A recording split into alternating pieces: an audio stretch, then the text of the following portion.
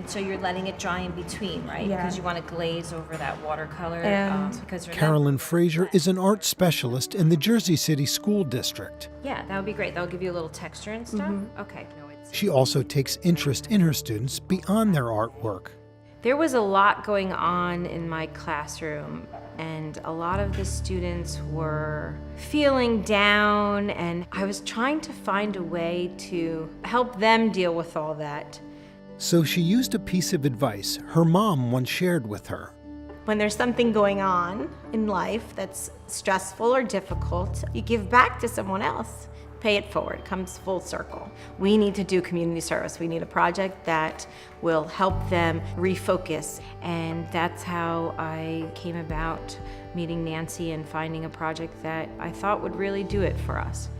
I'm so excited that Nancy is here with us today because I want. Nancy Uslan is the founder of Books and Beyond USA, a nonprofit dedicated to producing and distributing books to students around the world.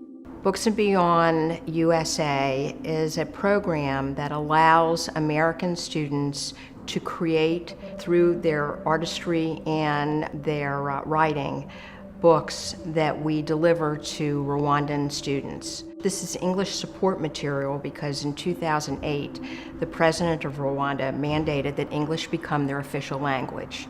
Nancy and Carolyn worked together to produce an alphabet book titled Under One Moon. Carolyn's students designed and created each illustration in the book. I'm just layering on the colors. Like I just started with the yellow and then... They were able to choose whether they were going to illustrate the letter, a number, or a color, and come up with what the image would be. I was moved when I saw your art. Not only moved, but surprised that it came from such young talent. By creating this book and printing it in Rwanda, it allows Rwandan students to own their very first book. When I was a small child, I would just take these books like these and just stare at the pictures for hours and hours. And I just really hope that one day, one of these Rwandan children might look at this and aspire to do something similar. When you hand a book to a child in Rwanda, it not only just stays in that Rwandan child's hands, it's shared with their siblings, it's shared with their parents, and it's shared with their community.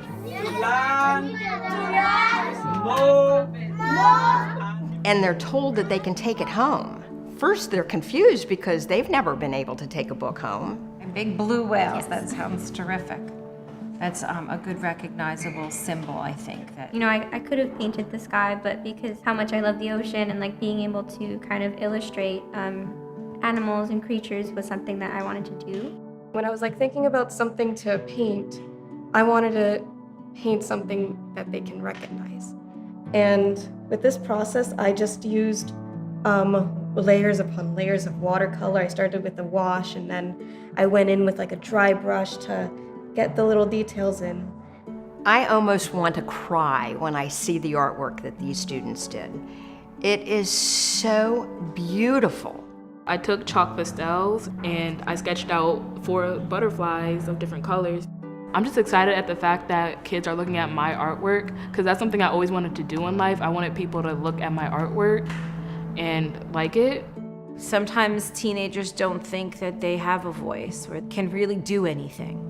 And so the idea that they're making something that will change the world is so important now. Since 2014, I've printed 10,000 books. You just know that it is accomplishing what it was intended to do. It's allowing them to think, to go to another place, and it's allowing them to learn. To realize that this project helped them to be an instrument of change in the lives of the Rwandan children. Watching them get confidence with that and knowing that they knew they were changing something was really exciting for me.